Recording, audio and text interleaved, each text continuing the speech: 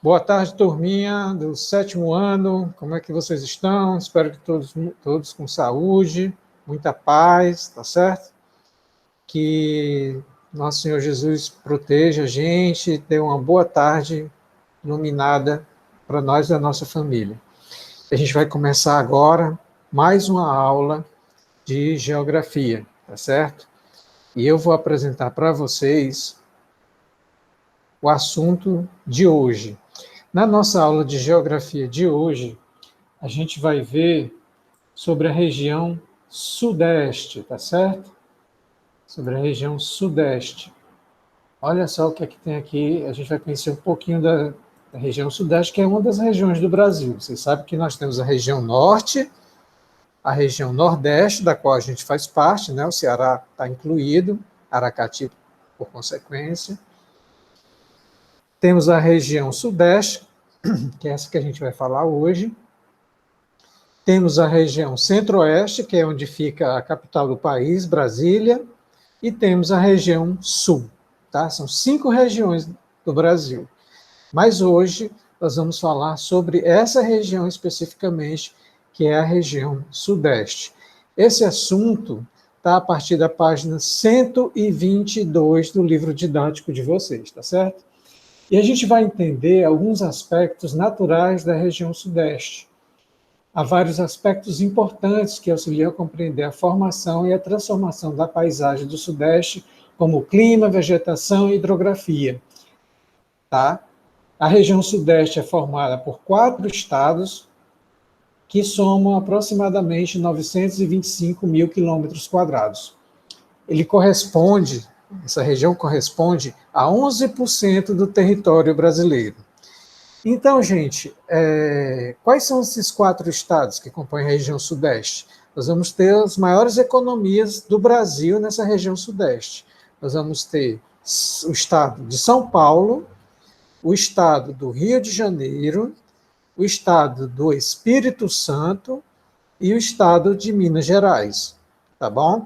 Esses são os 4 estados que fazem parte da região sudeste e são bem desenvolvidos, né? O menos desenvolvido aí seria o Espírito Santo, tá? Mas os outros 3, São Paulo, Minas e Rio, a gente ouve bastante falar na TV, né? Sempre com muito destaque, porque exatamente São Paulo é o maior estado brasileiro, o maior estado economicamente falando, né? Mas hoje a gente vai falar um pouquinho sobre o clima e vegetação dessa região sudeste. Olha só aqui as divisas, né? Que eu falei. São Paulo, Rio, Espírito Santo e Minas Gerais. Faz divisa aqui com a Bahia, com o Distrito Federal, que é a nossa capital, com Goiás, com Mato Grosso do Sul, que já está no centro-oeste, e também com a região sul, né? Aqui com São Paulo, e com o Oceano Atlântico, tá? Ao leste.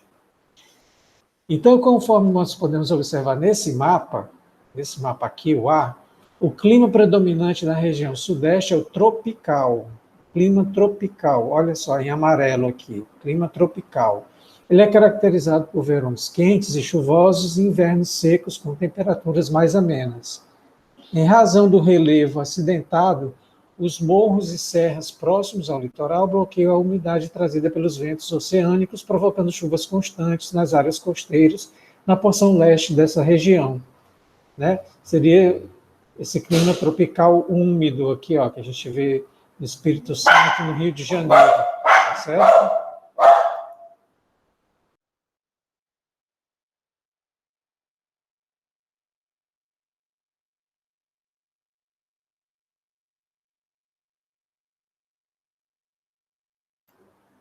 E aí, gente, a gente continua vendo aqui, por exemplo, que a umidade é a característica das áreas que permite o desenvolvimento de uma floresta tropical densa e diversificada.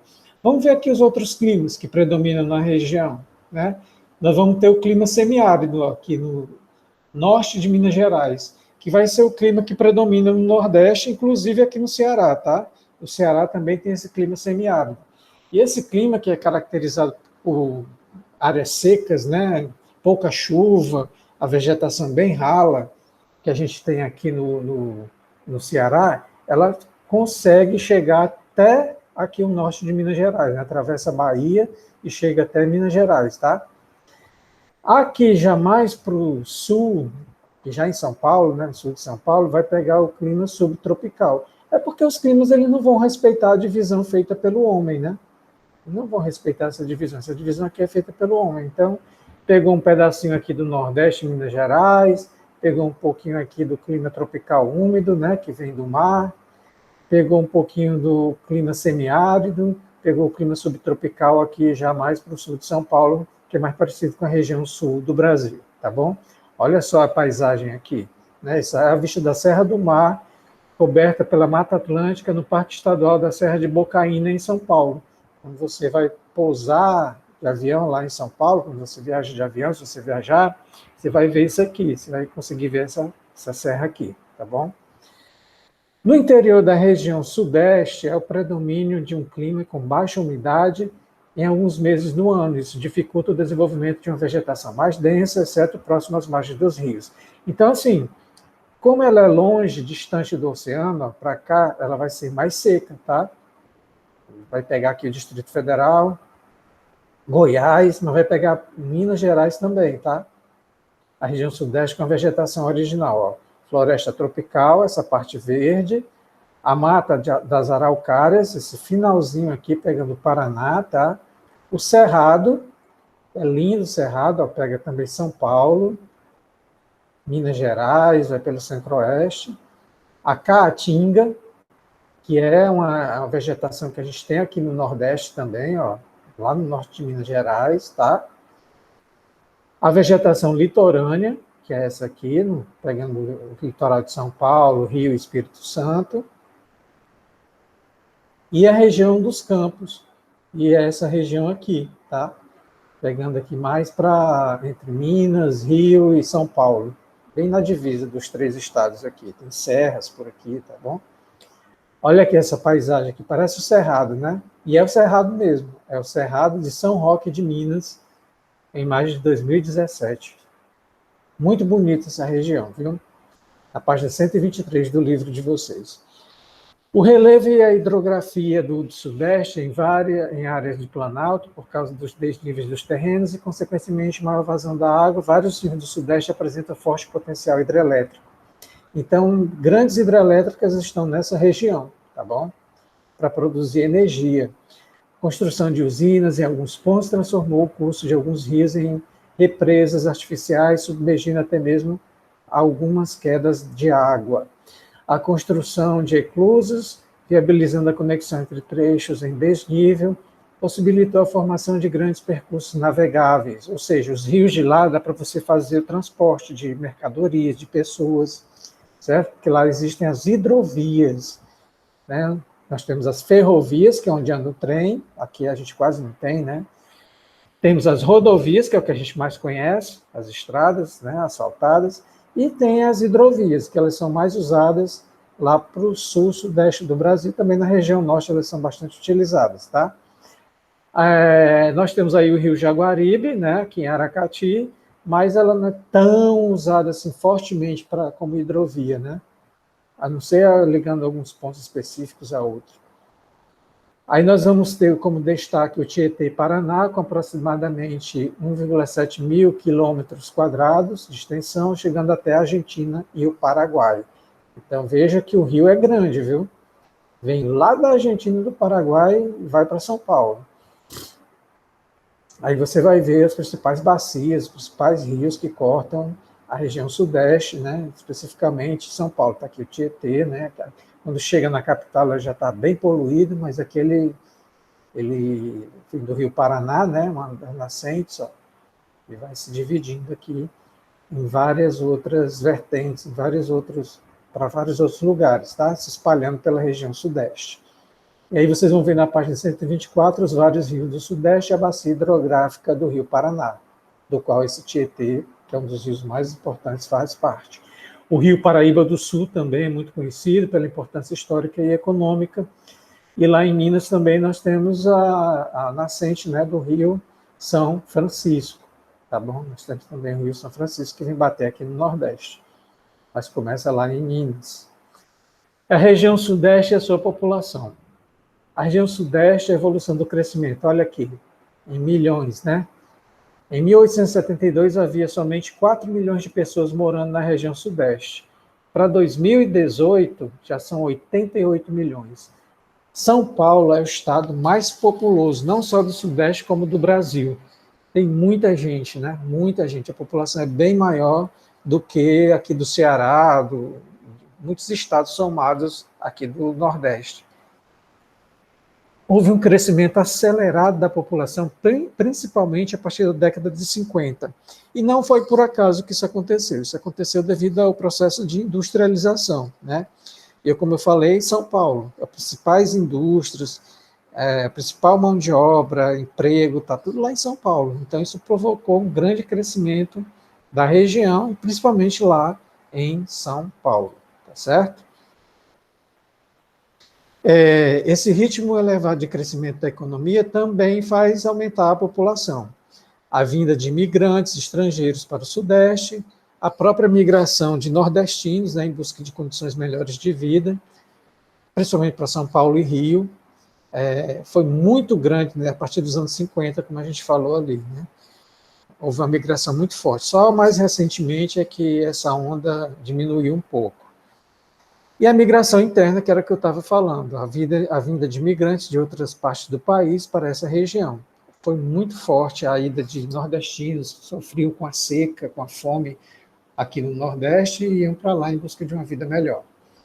O crescimento natural da população do Sudeste, sobretudo em meados do século XX, foi proporcionada pelas melhorias nas condições médico-sanitárias, ampliação de campanhas de vacinação, lá tem melhor acesso a medicamentos, a hospitais, a médicos, né? Também lá nós temos um melhor serviço de saneamento básico, e tudo isso aí se traduz em melhor qualidade de vida para as pessoas. E as pessoas querem viver bem, né? Quem quer ficar passando fome, passando necessidade, vivendo em péssimas condições, sem atendimento médico, sem um hospital, né? Então lá tem essas melhores condições. E aí, uma característica que, principalmente São Paulo, mas você vai encontrar isso em outros estados também, lá do Sudeste do Brasil, que é aí com a ida dos imigrantes para o Sudeste no século passado, surgiram vários bairros com características estrangeiras, principalmente na cidade de São Paulo. Tem vários lá com bairros italianos, né? Descendentes de italianos, da cultura italiana, que mantiveram hábitos, tradições, a religião dos povos que marcaram a história do país. As imigrações tiveram um grande peso no aumento da população entre as últimas décadas do século XIX e as primeiras décadas do século XX, e nesse período o Brasil recebeu um grande número de imigrantes vindos principalmente da Europa. E eles foram para lá, tá? Tanto para a região sul como para a região sudeste do Brasil. Incentivado pelo governo brasileiro, muitos desses imigrantes também, chamados de colonos, deixaram seu país de origem para trabalhar nas fazendas de café. Então, assim, no final do século XIX, o Brasil era um grande produtor de café.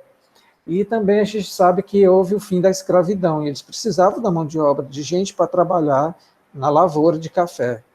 E aí a Europa estava passando por uma grande crise e resolveram incentivar a vinda desses estrangeiros europeus para o Brasil, né? Mão de obra assalariada, certo? No lugar da mão de obra escrava. E vieram principalmente os europeus. E daí houve essa formação cultural, tanto de italianos como alemães, poloneses, japoneses, já mais recentemente, né? Mas veio uma grande leva também de muitos estrangeiros, além da população local, né, de outras regiões do país, principalmente do Nordeste, lá para a região Sudeste, certo?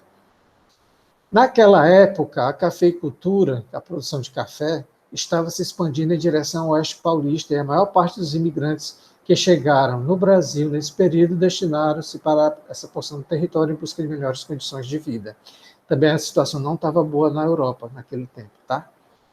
Os principais grupos imigrantes no Sudeste, como eu já falei, né, foram os portugueses, italianos e espanhóis, que vieram para o Brasil em busca de melhores condições. Eles desembarcavam no Porto de Santos, que fica em São Paulo, no litoral de São Paulo, para posteriormente serem transportados até as fazendas do interior.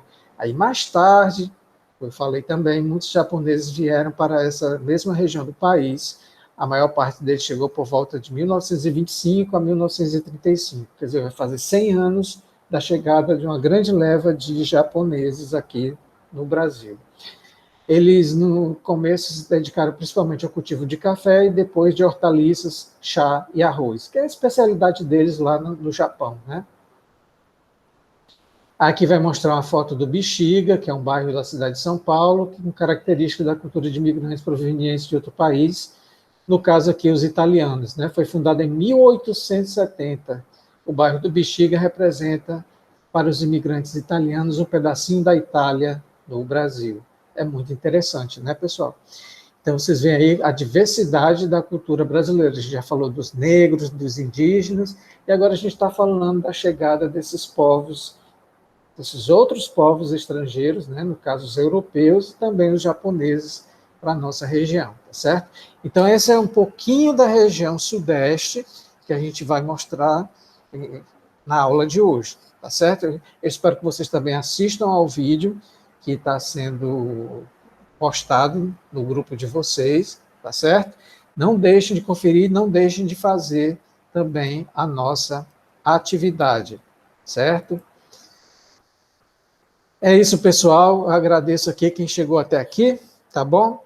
E depois a gente dá mais algumas explicações. Um abraço, até a próxima. Tchau, tchau.